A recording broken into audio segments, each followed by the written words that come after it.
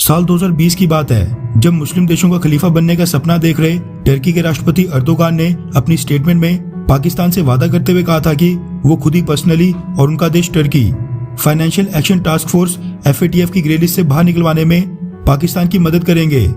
लेकिन आज एक साल के बाद हालात ये बन गए हैं कि टर्की पाकिस्तान को तो FATF की ग्रे लिस्ट से बाहर नहीं निकलवा पाया, लेकिन इमरान खान के बेहद करीबी दोस्त अर्दोगान ने खुद अपने देश टर्की को जरूर FATF की ग्रे लिस्ट तक पहुंचवा दिया है। ये खबर तो खैर आपको मिलेगी होगी कि टर्की को फाइनेंशियल एक्शन टास्क फोर्स ने मनी लॉन्ड्रिंग और टेरर फाइनेंसिंग के लिए पिछले कल ग्रे लिस्ट में भी डाल दिया है, जिसके बाद टर्की की करेंसी लीरा वो तो अचानक से बुरी तरह नीचे गिरी है और अब इतिहास में लीरा सबसे बुरा परफॉर्म कर रही है। ऐसा नहीं है कि लीरा की परफॉर्मेंस FATF का डिसीजन आने के बाद ही गिरी है। अगर आप पिछले 15 सालों की परफॉर्मेंस को देखोगे और ग्राफ पर नजर डालोगे तो साल 2008 में टॉप पर आने के बाद लीरा का ग्राफ उसके बाद लगातार बेहद लो जा रहा है। टर्की की GDP का पिछले 50 सालों का ग्राफ देखें तो साल 2013 के आसपास टर्की की GDP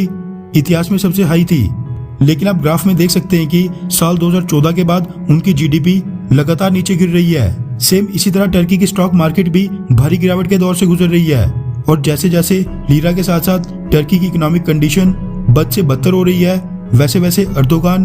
टर्की के लोगों के बीच बने रहने के लिए अपनी धार्मिक कट्टरपंथी नेता होने की इमेज को और मजबूत करने की कोशिश में लग गया है। कभी वो हाया सोफिया को कई दशकों के बाद म्यूजियम से मस्जिद बना देता है, तो कभी भारत के खिलाफ जाकर कश्मीर या इजराइल के खिलाफ जाकर फलस्तीन मुद्दे को यूनाइटेड नेशंस के मंच पर जाकर उठा देता है।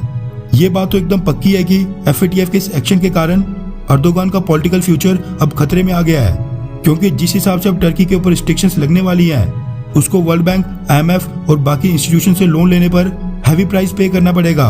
उसको देखते हुए एक चीज तो बिल्कुल श्योर है कि टर्की की आर्थिक स्थिति यहाँ से लगातार गिरने ही वाली है, क्योंकि जब ये रिस्ट्रिक्शंस नहीं थी टर्की का राष्ट्रपति अर्दोगान तब भी कुछ नहीं कर पा रहा था।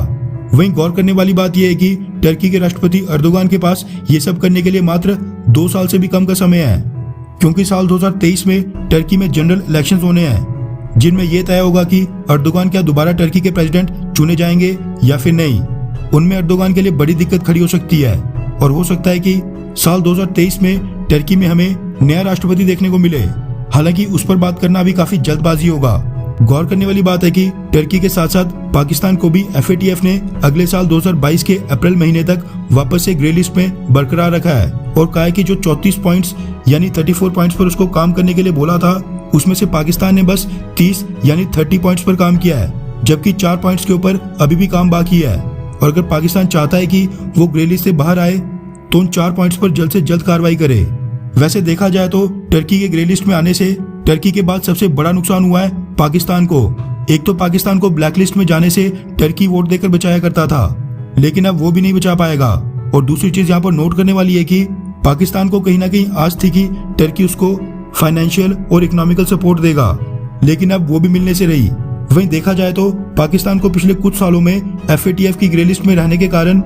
लगभग 38 यानी $38 बिलियन का नुकसान हुआ है। तो आप सोच सकते हैं कि टर्की का क्या हाल होने वाला है। अच्छे खासे देश को अर्दोगान ने बर्बादी की ओर ले लिया है। टर्की को ग्रे लिस्ट में डालने का फैसला मेरे अकॉर्डिंग बहुत ही ज्यादा पॉलिटिकल है, क्योंकि टर्की ने मनी लॉन्ड्रिंग और टेरर फाइनेंसिंग आज से नहीं बल्कि कई सालों पहले शुरू कर दी थी, जो कि टर्की में अर्दोगान के कार्यकाल में काफी ज्यादा बढ़ गई थी, जिसके लिए टर्की को ग्रे लिस्ट में काफी साल पहले ही पहुंचा देना चाहिए था। शायद अब टर्की नाटो के अगेंस्ट और G7 देशों के इंटरेस्ट के काफी ज्यादा खिलाफ चले गया है, इसलिए उस पर अब जाकर कार्रवाई हो रही है। ये चीज मैंने कई बार बोली है कि अक्सर किसी भी देश के PM या प्रेसिडेंट के गलत फैसलों का नुकसान उस देश की पूरी जनता को उठाना पड़ता है, और टर्की के लोगों के साथ भी आज की डेट में वही हो रहा है। यहाँ से आगे टर्की के राष्ट्रपति अर्दोगान के पास 2 ही ऑप्शन है,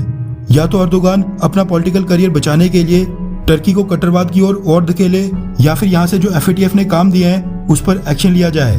खैर, वैसे आपको क्या लगता है कि टर्की का राष्ट्रपति अर्दोगान यहाँ से कभी सुधरेगा, हाँ या फिर नहीं? नीचे कमेंट करके अपनी राय जरूर बताएं।